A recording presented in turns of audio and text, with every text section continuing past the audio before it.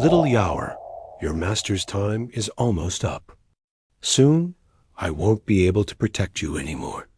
You've always had a big appetite, and I'm afraid you might starve once you climb down the mountain. I recall your Uncle Qingyun in the capital is doing fairly well. I've written this letter for you. When you find him, hand it to him. Out of our shared past, he'll surely take care of you. In the backyard of the Taoist temple, inside a small side room, an elderly Taoist priest with a pale face was speaking earnestly to a little girl in front of him. The old priest's voice was weak, and he could only speak in short, broken sentences due to his frailty. "No, master, I don't want you to die." "I don't want to." The little girl, nicknamed Yao'er, had tears streaming down her face. She was wearing an oversized, patched-up gray Taoist robe. Despite their poverty so severe, she only had 5 meals a day, sometimes entirely vegetarian. This old priest was the only family she had ever known. She couldn't bear the thought of losing him. Ever since she could remember, she had been by his side. As her round, chubby face began to collapse into sobs, large tears fell like beads of pearls. "Yao'er, don't cry. Life and death are part of the cycle of nature. As cultivators, we should understand this better than anyone." The old priest trembled as he reached out to wipe the little girl's tears. His voice was gentler than ever, perhaps because he knew his time was running out. From instructions on how to handle the temple to reminders for Yao'er to listen to her uncle once she found him, the priest left no detail unsaid. He even reminded her not to eat too much, as her large appetite might make others dislike her. Yao'er nodded obediently, pretending to agree to comfort him, but her little face clouded over when she heard this part. She muttered under her breath, "Uncle probably isn't doing that well in the capital, if he can't even afford 5 vegetarian meals." The priest couldn't know her thoughts. As he lay facing the heavens, a hint of fear flickered in his eyes, fear of facing his ancestors in the afterlife. The Firecloud sect had dwindled to almost nothing in his generation. With his eldest brother traveling the world and his own end approaching, only Yao'er remained. He glanced at the small girl barely tall enough to reach the bed. Though her origins were unclear, her talent for Taoist arts was terrifyingly exceptional. Despite her young age, few ordinary cultivators could match her. When he first found her, he had been overjoyed, thinking that the heavens had sent him a disciple with unparalleled potential to revive the sect. But as he raised her, he realized her mischievous nature made her ill-suited for great responsibilities. Perhaps it was his lingering obsession. Holding her tiny hand, the priest gave his final instruction. "If you ever have the chance, remember to make the Firecloud sect flourish again. Should that day come, earn a paper offering for me, so I can face our ancestors with pride. I promise." Yao'er nodded firmly. Though she was too young to fully understand what "revive the sect" meant, she had heard her master repeat it so often that she roughly understood it to mean attracting many worshippers and, in turn, more donations. Good, good. The old priest sighed in relief. With her promise, his obsession faded, and his vitality ebbed like a receding tide. "Master!" Yao'er called out softly, but this time the priest didn't reply with his usual warm smile. Tears welled up in her big, round eyes and began to fall, one by one, like shining pearls. Asterisk, asterisk. 2 days later, outside Firecloud Temple, asterisk, asterisk. After burying her master, Yao'er was ready to leave the mountain. She carried a small bundle filled with the dozen flatbreads her master had made before passing, along with a few basic utensils. The bundle bulged with its contents. Before leaving, Yao'er kowtowed 3 times to the ancestral tablets inside the temple. She didn't close the temple gates, because she had already taken all the valuables. The path down the mountain was unfamiliar. She had always followed her master before, but this time she had to navigate on her own. After several wrong turns, she finally found her way. At last, she reached the foot of the mountain. Looking at the bustling road, Yao'er's chubby face lit up with a rare smile. She had always heard visitors talk about how exciting life was down the mountain, and now she could finally see it for herself. With no one to stop her, she was free to go anywhere. But first, she needed to find Uncle Qingyun. After all, her master's flatbreads wouldn't last more than a couple of days. She pulled a talisman from her bag and began calculating his location using his birth chart. This was a basic Taoist method for finding someone. Each person's birth chart corresponded to celestial patterns, connecting their lifeline to their earthly existence.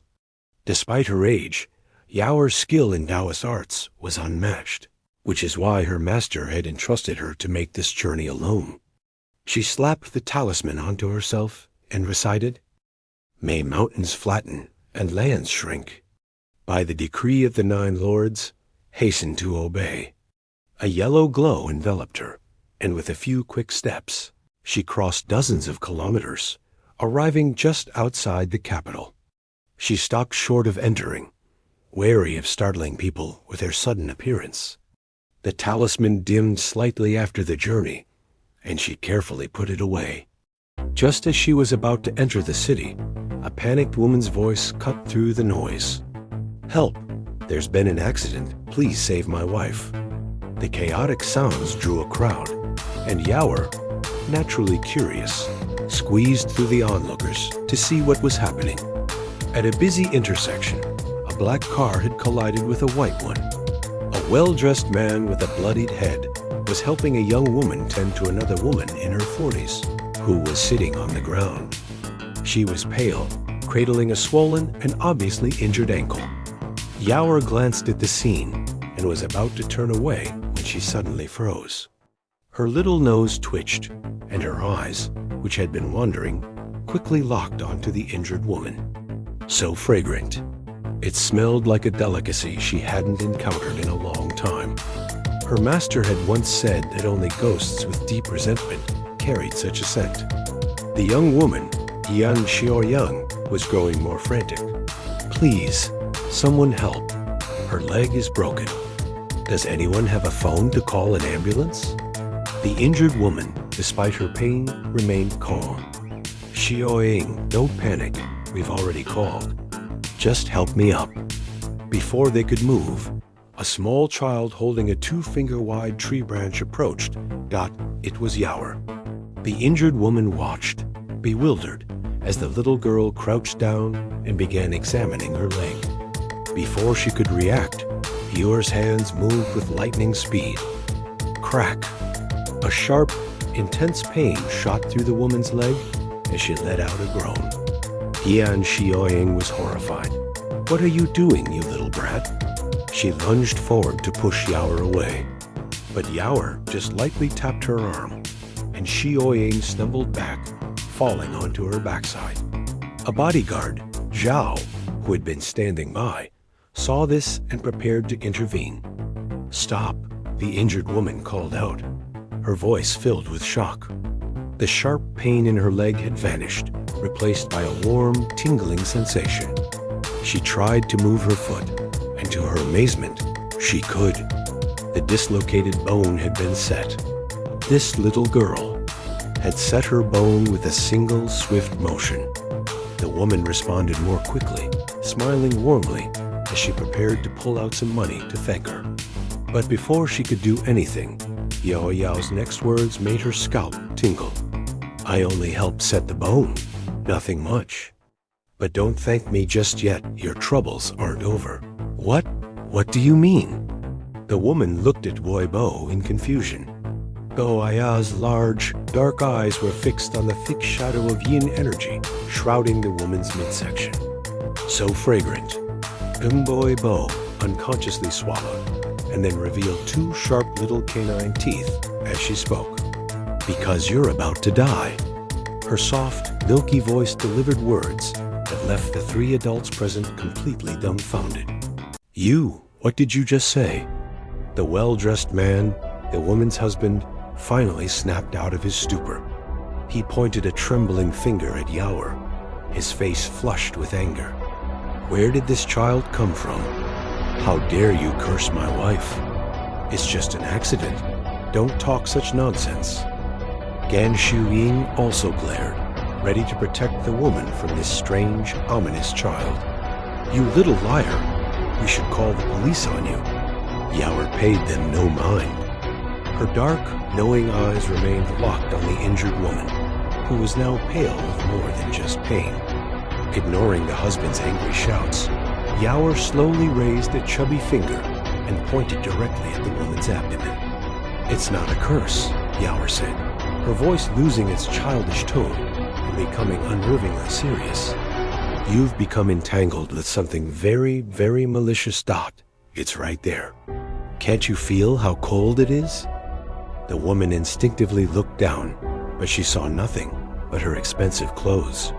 She was about to dismiss it, thinking the child was just trying to scare them for money. Despite the lingering unease, she forced a smile. "Little friend, thank you for your help. This is for you." She pulled out a thick stack of bills from her purse. Yao'er didn't even glance at the money. She pushed the woman's hand away gently. "I don't want your money. I just wanted to eat what's on you, but my master said I can't eat people's souls." She sighed, a look of genuine disappointment on her face, as if she'd just been denied a delicious meal. "Keep your money," she continued, her expression turning cold. "In 3 days, the yin energy will fully invade your heart. When that happens, even the gods won't be able to save you." Seeing the blank, disbelieving looks on their faces, Yao'er knew they wouldn't listen. She shook her head, her interest fading. The delicious scent was still there, but her stomach was rumbling for real food. "Fine, don't believe me," she muttered, turning away. "I have to go find my uncle. He owes me 5 meals a day." With that, the small girl in the patched-up robe walked away without a backward glance, disappearing into the bustling city crowd. The husband scoffed, but the injured woman said nothing. As she watched the child's tiny figure vanish, a sudden, piercing coldness shot through her body, a chill so deep it felt like it came from her very bones. She shuddered, unconsciously wrapping her arms tightly around her stomach, right where the little girl had pointed. Yao'er's final, chilling words echoed in her mind, and for the first time, she felt a sliver of pure, terrifying fear. Want to know what happens next and read the full story? Join my Patreon. With over 400 chapters available, the adventure is just beginning. Find me at patreon.com/FL OKIXY.